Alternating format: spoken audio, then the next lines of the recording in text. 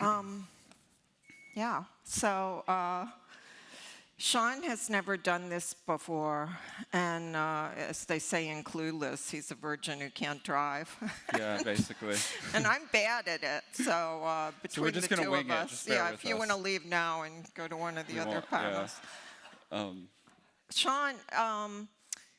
Shawn worked for me as my assistant for, was it 4 or 5? Almost 5 years. 5 years, and now he is literally the hottest writer in New York City. No. It was a spectacular rise to fame and a really crazy odyssey where he came from the wild, drug-infested wilds of Philadelphia. It's pretty wild. And somehow climbed his way up. Yeah. Well, yeah, we first met on St. Patrick's Day, which was cool because we're both Irish, and I thought we had this great interview. Well, I was hiring a new assistant, so he came to the New York Times cafeteria. And yeah, it was this great interview, and that kicked off like a magical 5 years where we just kind of, hopped on a plane. We'd fly around the world, interview prime ministers, have dinner with movie stars. We were kind of just, I always felt like we were like this crime-fighting, ass-kicking, journalism-producing. Yeah, somebody called us Batman and Robin. If they had an op-ed column. But at the interview, the first thing I thought, he's telling me he has a grandfather from Armagh, right? Mm-hmm. And he's Irish and playing that card.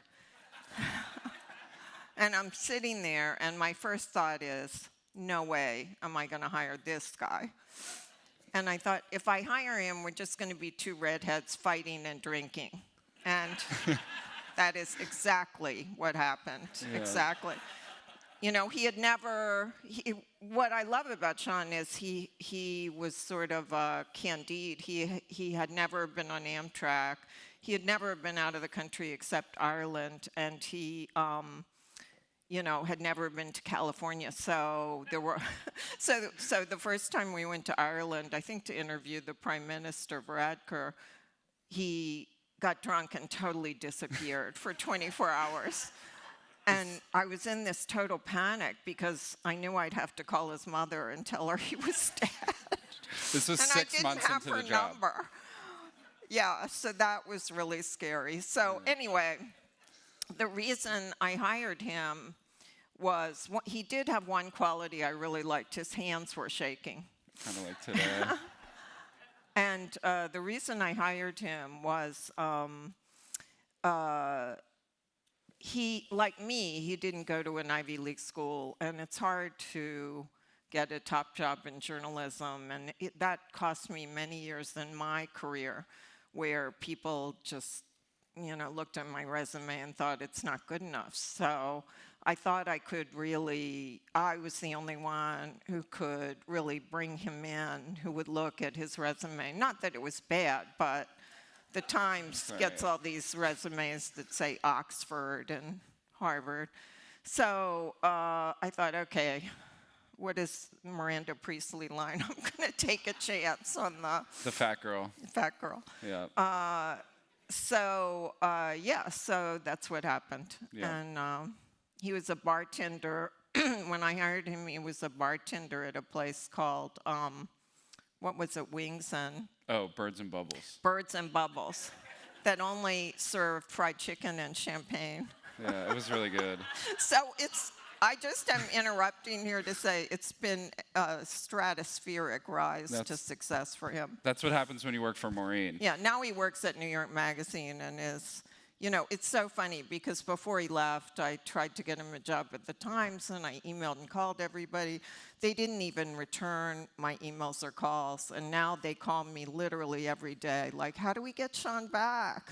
She's exaggerating. I think they're calling to talk about me, and they're like, Shawn, how do we get him back? And I'm like, no, you blew it. Forget it. Well, enough about me. Yeah, enough about him. One of my favorite things working for Maureen is that she's such an equal opportunity sniper, and she's covered like 12 presidential campaigns in heels. She's had these sort of interactions with all these dudes who sat in the Oval Office over the years. And I thought it would be fun to start by just kind of maybe having you run through all the different presidents you've covered and kind of what sticks in your mind about covering them. Yeah, I've been called a lot of names by a lot of men. Yeah, Bush called her the Cobra, Yeah, which I always loved. George W. Bush called me the Cobra. But start with that one doesn't bother me because it has a kind of reptilian glamour. Yeah, totally. Start with why don't you start with the father, Bush 41. Well, he didn't. Well, let me just finish. Bush called me the Cobra. Hillary called me a little Irish bitch. To which I replied. Fact check, true. To which I replied, I'm not that little. And Trump called me a wacky neurotic dope on Twitter. That's true. So, yeah, and I'm sure others have called me worse. That's true. But you had this great kind of screwball relationship with Bush 41. Yeah, with Bush 41, we had a great. I come from a family of oddly 6-foot-tall Irish maids who worked for some of the most famous families in America, the Gores, the Mellons. And Bush was like a character out of a Jeeves novel. He was so preppy. He was driven to school in a limousine in Greenwich, Connecticut when he was little. And so it was this cultural collision. And I went out with this pollster to dinner one night when I was covering the White House. And he said to me, he had a martini, and he looked at me and he said, we don't picture you as a White House reporter at the New York Times. And I said, why? And he goes, we picture you at the New York Daily News or the Chicago Tribune. And I said, you mean I'm too ethnic or I'm a woman? And he's like, yeah. And he ordered another martini. But Bush himself was fantastic to me. He treated the men and the women just the same. And he would get upset with things I wrote, but unlike later presidents, he wouldn't cut me off, And we had a 30-year correspondence where he'd send me notes, and he always described it as, he joked that he told his shrink it was a love-hate relationship. But obviously he didn't go to a shrink because the Bushes are not very introspective. So he was sort of fascinated with me, and he would write these great notes. It isn't like John Adams would write you letters. They were very much more goofy, but sweet. And often when my mom died, he wrote me a note, and it was very poignant. He was a really cool guy. Oh, tell the Kennebunkport story. Oh, some of the notes dealt with why he still liked me, even though I was hard on his son. I was hard on his son because I just thought Iraq was a big mistake. And it made me sad because I think George W. Bush could have been a very popular president if he had had more confidence. But his dad put all these mandarins around him that he had, Cheney and Colin Powell and Cheney brought in Rumsfeld, and who was an enemy of his dad, actually tried to mess with him all the time.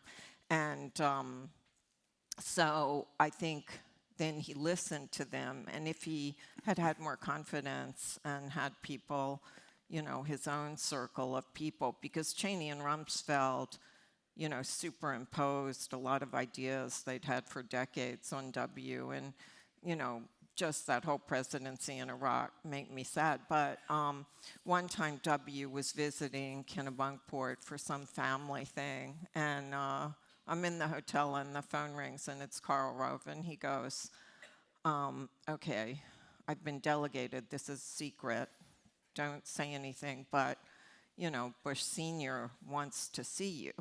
So here are the two presidents, the father and son, with Secret Service agents in this little compound in Maine. And Bush Sr. wanted to sneak somewhere to have a cup of coffee without his son knowing.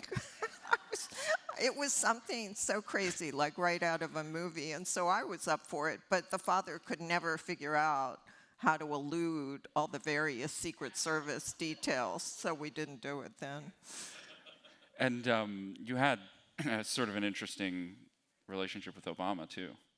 Oh, Obama. So when Obama started campaigning, I was so excited because I thought it would be this transformational thing in American politics. And I was on the road with him for a year and, wrote kind of gushing stuff. But then he became president. And when they become president, actually, sorry, this happened before he became president. He was trying to get some foreign affairs experience, so we went to Berlin and Paris, and we were all on the plane with him, and he called the reporters up for 15-minute interviews. And I was one of them, and I thought, okay, wow, now I'm Scotty Reston. I'm going to go in the front of the plane, and this guy who's going to be president, this really cool guy, is going to tell me some great scoop, and I'm going to be famous. So I go up to the front of the plane, and he turns to his aides, and he goes, "Can you leave us alone?" And I think, wow, okay, here it comes. And he looks at me, and he goes, "You are really irritating." And I thought, you're not even president yet, And then he just repeated it, and my heart sank, and he goes, "You set the zeitgeist, and I don't like the zeitgeist you're setting for me." And I had some fun with the fact that Obama is very finicky, and in the primaries, where there are a lot of ethnic groups, you have to go to bars and you have to drink beer and you have to eat waffles and French fries and all that stuff. And Obama could not do it. He would just hand off the waffle or the French fry or the beer to his body man, Reggie Love. And so I had written some fun stuff about that. And I think he liked On Dive, and he was always trying to order On Dive and dive bars. And but it was gentle poking, but he hated that. And so he didn't give me the interview, he just gave me a lecture. And then when Trump got in, that was sort of funny because you had been interviewing him since all the way back to the 80s. Oh. And so there was like a lot of history between you two already. Yeah, the funny thing about Trump was, I had literally interviewed him for 30 years this is a weird story. He, in 1987, Gorbachev came to America, and I was covering Gorbachev, and he met with businessmen in New York. And so I called the businessmen afterwards to see what Gorbachev had said. And I called Donald Trump, and I called him before the meeting and after. So before the meeting, he said, "We can't trust the Russians. They're totally untrustworthy. We can't have anything to do with them." And then after the meeting, I called back, and he goes, "I love the Russians. They're so great. I love them." I said, "What happened?" He goes, "They want to build a Trump Tower in Moscow." So then I kept in touch with him, and he loved to do lightning rounds where you just mention things in the news, not so much politics, but just different things that were going on, and he'd give you a one-line answer. And, having interviewed him all those decades, it never occurred to me he would be president, because mostly he would say things like, "Sadly, Heidi Klum is no longer a 10. And then this one time he goes, "Halle Berry, well, her face is an 8, the upper body to the waist is a 10, and then the legs are slightly less than that." I mean, this is a typical Trump conversation. So in my wildest imagination, I did not think this guy would ever be president, much less that my family would be Trumpsters. And what about the current president? We have a really crazy relationship. So, yeah, I knocked him out of the race because I broke the story about Neil Kinnock, because President Biden, used to be, or maybe is, I don't know. He's a little bit of a fabulous, but he's a sweet fabulous, not like Trump. He was an evil fabulous. But so there was this guy, Neil Kinnock, who was the labor guy, and he gave this great speech because he was Welsh in England, and Biden liked it and thought he had a similar life, so he got overly excited and used to kind of use chunks of it. And the funny part was what Biden related to was, the guy said he played football, but what Neil Kinnock was talking about was soccer. So Biden is taking lines, and he took that he came from a coal mining family because Biden, identifies with Pennsylvania, but he didn't really have any coal miners in his family. So it wasn't some big investigative scoop. It was more of a feature about how he adopted this guy's life, and but anyway, he got knocked out of the race. This is in 1988, right? I also broke this story that he was using Robert Kennedy speeches, but that wasn't his fault. His aide, Pat Caddell, was inserting them without his knowledge.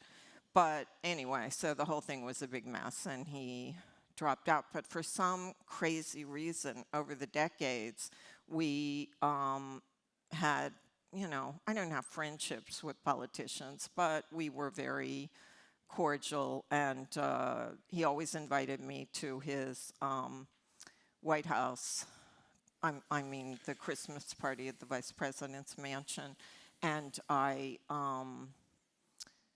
he'd call me and talk about whether he should run, and he'd tell me what he and his son Beau really thought of the Clintons, and, we had a tight relationship, for a journalist and a politician.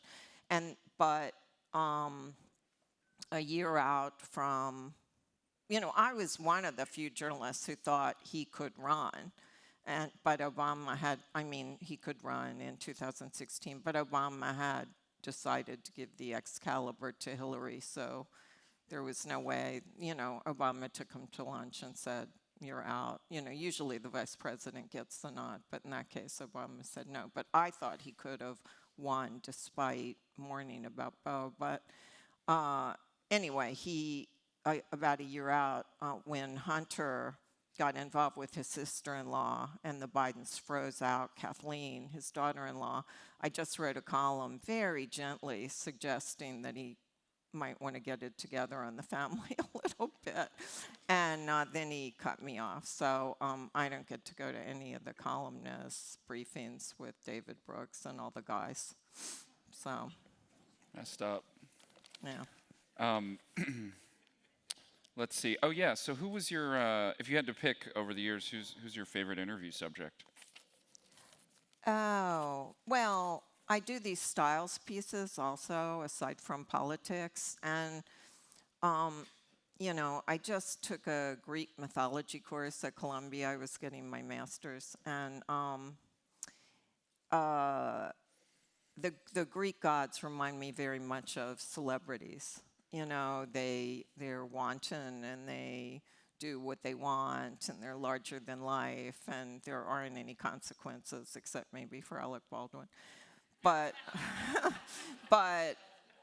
so I don't relate to them like, oh, here's a nice person, I'm going to stay in touch with you. But someone who is very extraordinary and very nice to interview is Tom Ford, the designer.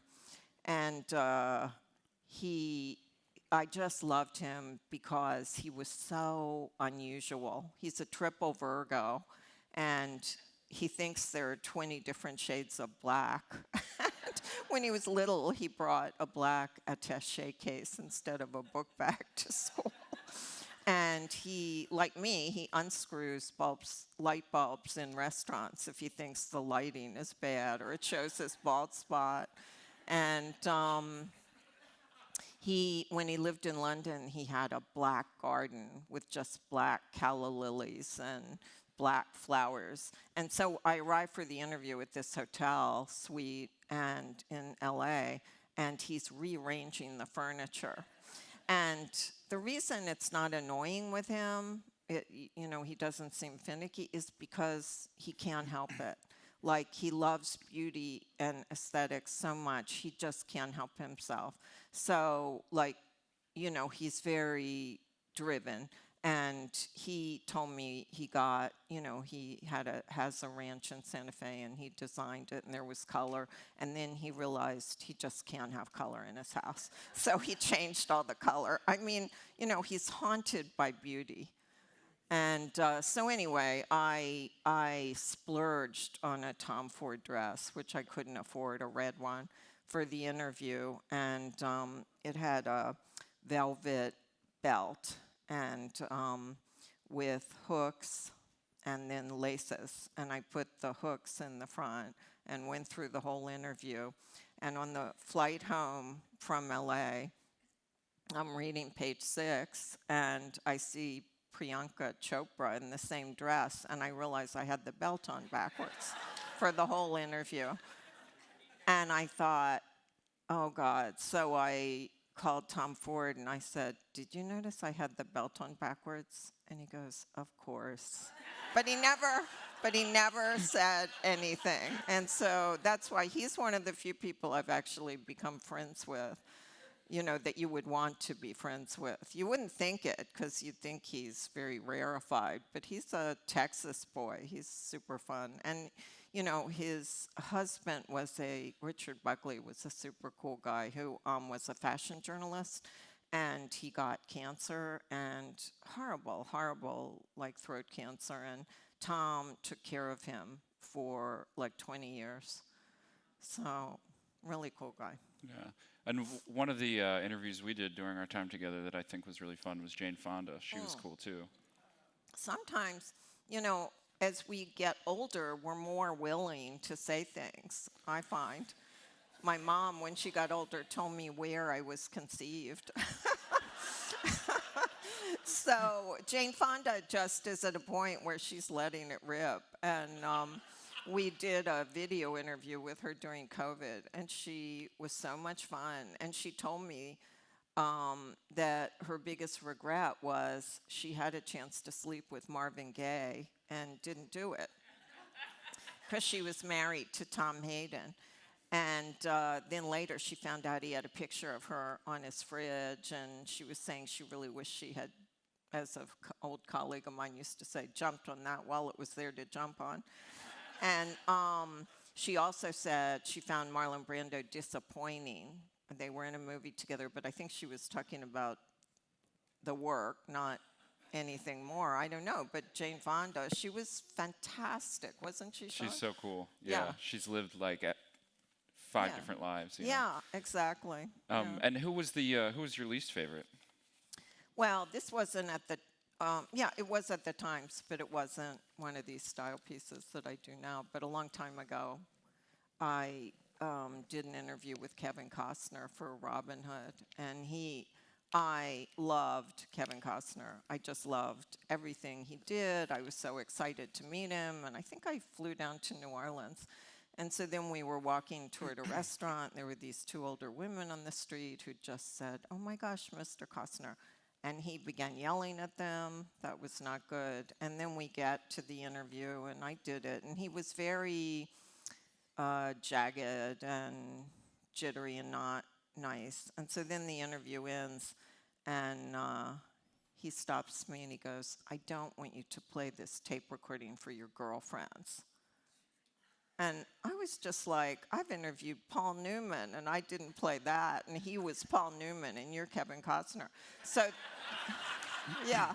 And then he puts his hand on my neck and squeezes it and goes, don't worry, everybody has a bad day. As though I'd done a bad interview. So I am not watching Yellowstone. Yeah. But I watched the prequel. Because Harrison Ford is nice and Helen Mirren's incredible.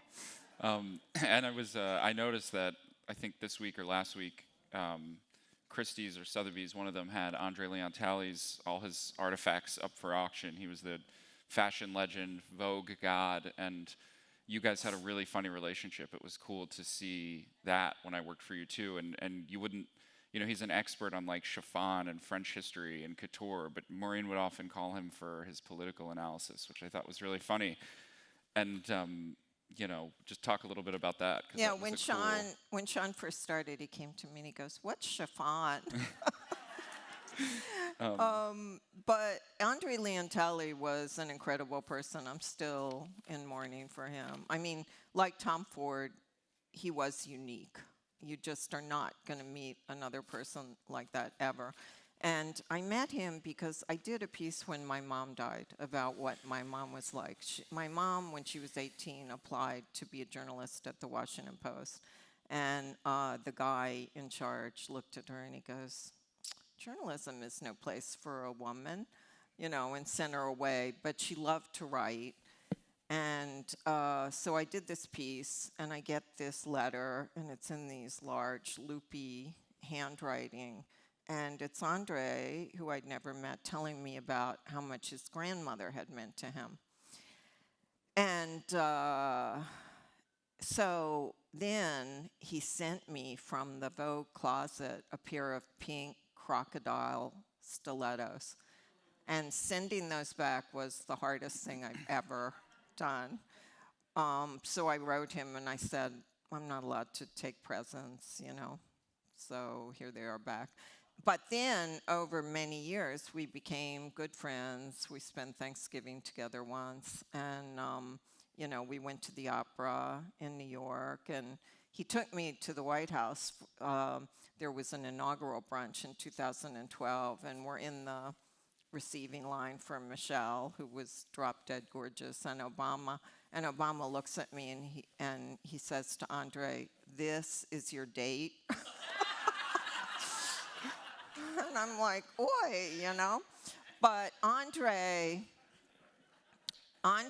but for Obama's first inaugural, when I was still really excited about Obama, Andre came and he stayed with me. It was supposed to be one night, but he got the flu and he had to stay a week. And I don't know if you guys saw that old movie, The Man Who Came to Dinner, or Home Alone, or The Ransom of Red Chief, where someone's in your house, but you're captive.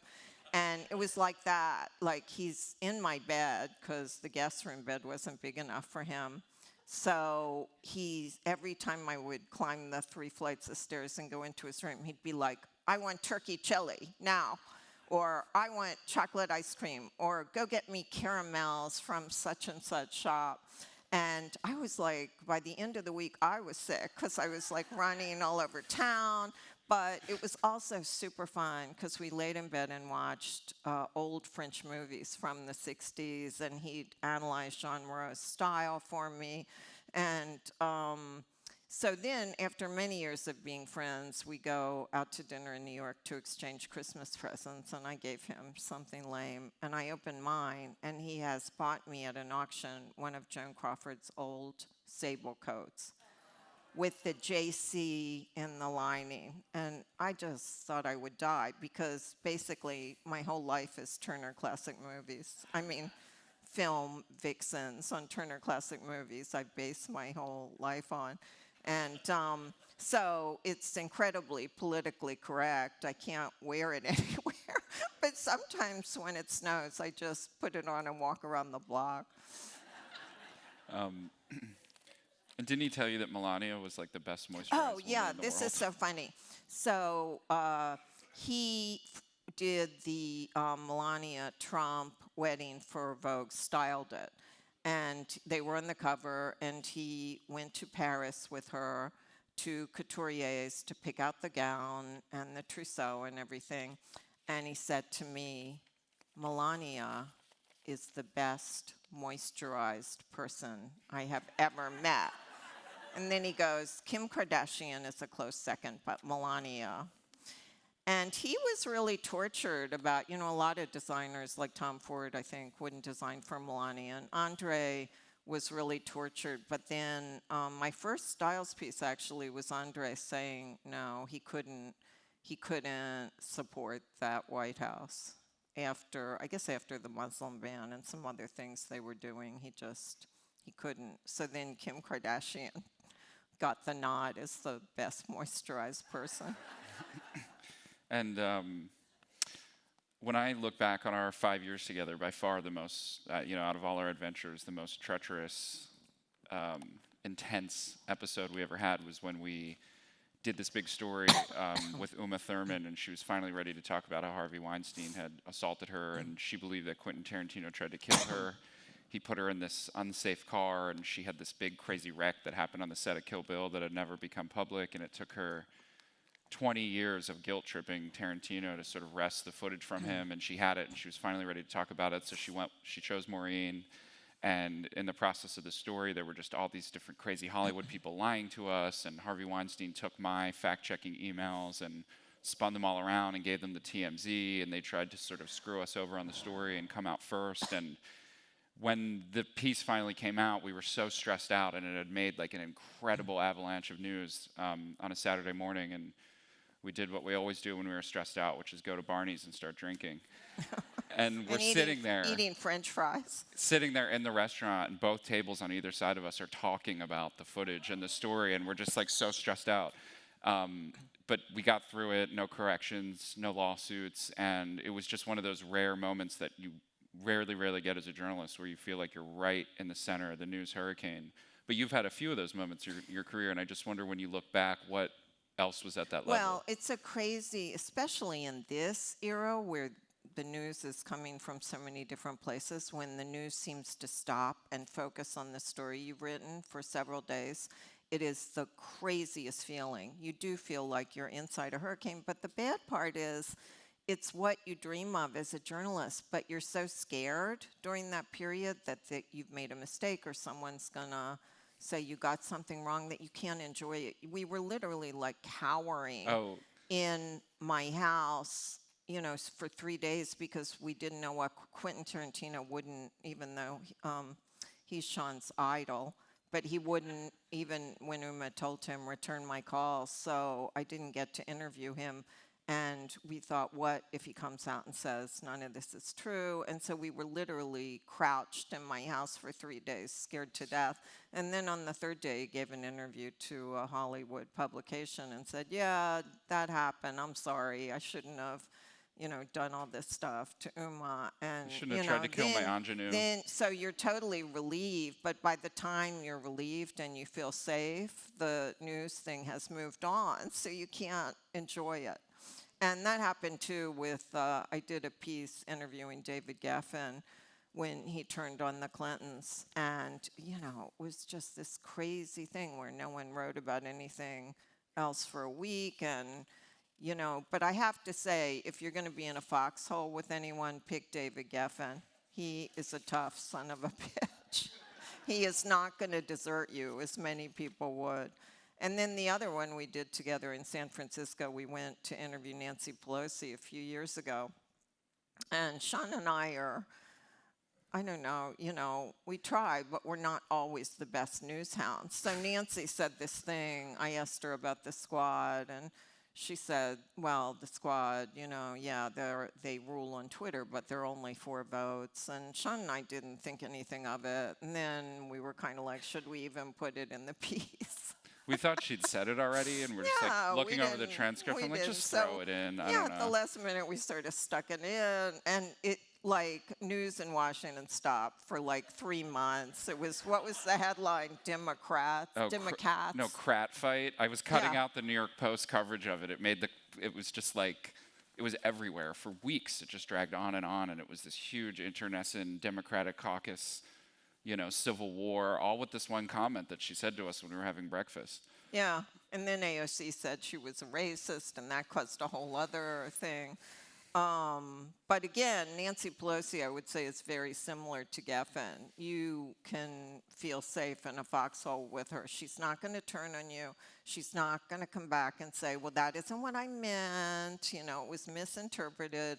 They are just super, super tough people. Yeah, I think when they speak, it's very deliberative. They know what they're saying and doing, And I know this will make me sound like a total suck-up, but you have... it's a little late for that, but you've trained lots of young journalists. Her assistants before me all went on to do really cool things, like Ashley Parker. She's at the Washington Post, won a bunch of Pulitzers. Julie Bosman is the Times Chicago bureau chief. Alex Thompson, he's like this very sought-after Biden reporter right now. So I just wonder for, a young journalist or, anybody who might have kids or nephews or whatever who want to get into the news. I mean, how do you think about training reporters? And Well, none of the other columnists do this because it does involve, for me, it involves a whole another level of mentoring. And when Shawn would travel with me, I had to pay for that. The Times wasn't going to pay for that. And I bring them on interviews with prime ministers or whatever, not presidents. But, well, Jimmy Carter. Oh, yeah. I took Shawn to interview Jimmy Carter. That was a cool interview. And at the end of, an hour and a half, this fantastic interview, I pressed the wrong button and killed the tape. So I was really glad I had Shawn with me. Backup. Yeah. And, but anyway, like Tom Friedman has what used to be called the secretary, and I just figure, because I went through it myself, having a hard road up, that, here's a spot at the New York Times, and if you can get a toehold, that can do amazing things for you. And in Shawn's case, I deserve no credit for him being an amazing writer because he came that way. But, I was able to kind of give it a little polish, recommend books to read or movies to see. And, it's very gratifying when I see Ashley winning Pulitzers and Julie doing so well and Shawn doing so well and Alex, you feel that you've actually given someone this whole different life they wouldn't have had. She made me quit smoking, read Edith Wharton, enroll in French lessons, and took me to Barney's. It was like Pretty Woman, basically. Unfortunately, you guys have gotten him smoking again. I saw him last night. Well, I had a couple drinks. It's vacation. And so this is sort of a follow-up, but I just wonder, because you came in as an opinion columnist back in the day when it was like William Safire and these sort of like, the media was just so different then. Everybody would read the papers, and now in the era of Twitter and it's like, it seems like everybody's an opinion columnist, and I just wonder how you think about your role and how that's changed and the nature of the job and the industry over the years, how it's changed. Yeah, this is so funny. So when I started, even more before me, like Walter Lippmann or people, there were famous Scotty Reston, male opinion columnists, and everyone would wait like with a hush for 3 days or 4 days whenever they would give their opinion, like what's Walter Lippmann going to say, what's Scotty Reston going to say. And obviously we're in much different times now because opinion and news have flipped, and now opinion flies faster than news. And there's so much psychological pressure to come up with something original, because any of you could put a tweet out and say something more original than I'm sitting there thinking of for a column. And it's sort of how do you do that? And when I first started, this shift was taking place, and I was so stressed out, and my skin broke out, and my hair started to fall out. And one night, I passed the mirror in my house, and my face was covered with Clearasil, and I was eating Kentucky Fried Chicken. And I thought, wow, I bet Bill Safire has a better life than I do. But it is really hard to think of original things. That's the thing. What are you going to say that everybody else on the planet is not saying? So it's a very different job than it used to be. It was also disorienting because the people who read the Times are so goddamn smart that we would look at the comment section and we'd be like, shit, that's a really good point. Like, why didn't we put that in the column? Even letters to the editor. Yeah, people who read the Times are so smart. It's scary. Like, for the first many more than a decade, I would wake up in the middle of the night and think, who wants to hear what I say in the New York Times? You know, it's just a crazy thing, but you just got to try. But another thing I think that sets Maureen apart is that a lot of the columnists approach it from sort of an ideological position, or it's a little tribal, or here's the world as seen from X person on the political spectrum. But you're not really that ideological, are you? It took my column a long time to really gel, because I think I was one of the first ones, or the first one who didn't come from one side or the other as an ideologue. That's just not how I think or write. And, you know, it's funny because when Trump first burst onto the scene, all the other columnists would go down to cafes in Paris, Texas, and try and understand this strange beast called the Trump voter. And I would just go home for Christmas, you know.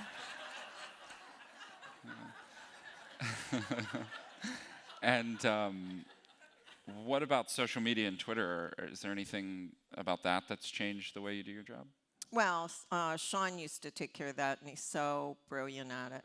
And I don't, I'm not any good at it. But we went to interview Bernie Sanders, and was it the first stimulus bill? Or Yeah, whatever? it was when he. A couple years ago. Yeah, the first. The infrastructure stimulus. Whatever.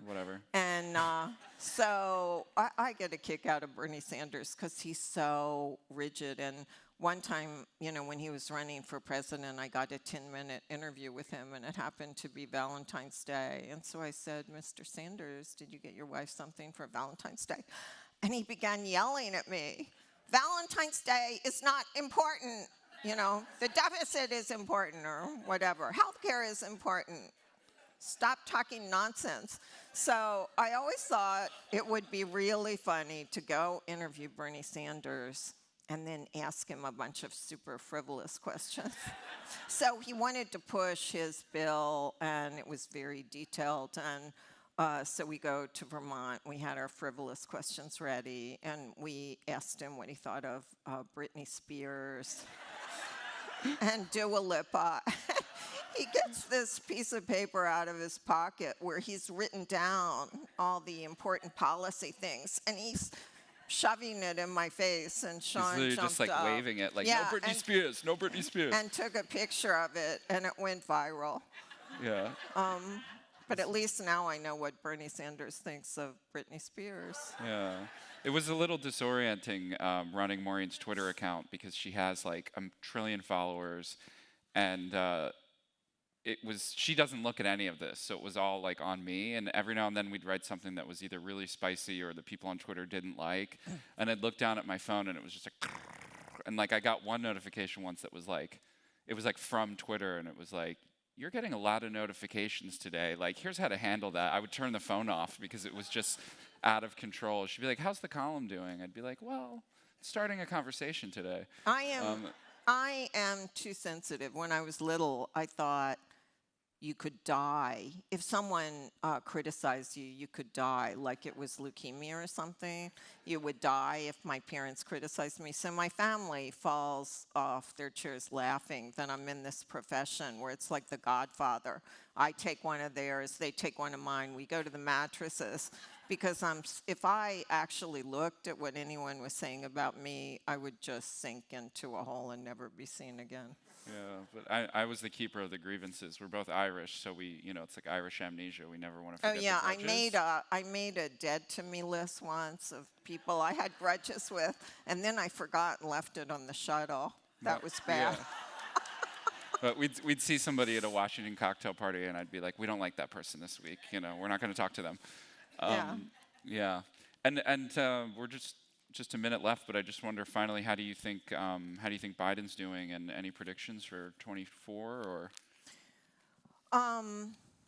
Yeah, Trump's in a funny grudge match with Ron Sanctimonious, as he calls him. And Biden, you know, I wrote a column saying maybe Biden should take the win. He's had a good run and not go for a second term, but usually, in my experience studying Shakespeare, when men have power, they don't give up power. So I don't think that's going to happen. I just wish he'd let me back into the columnist briefings. President Biden, please. Yeah, if you're listening, give her an interview. Yeah. And I guess that's it. Yeah. Thank Yeah. you, guys. Thanks, guys.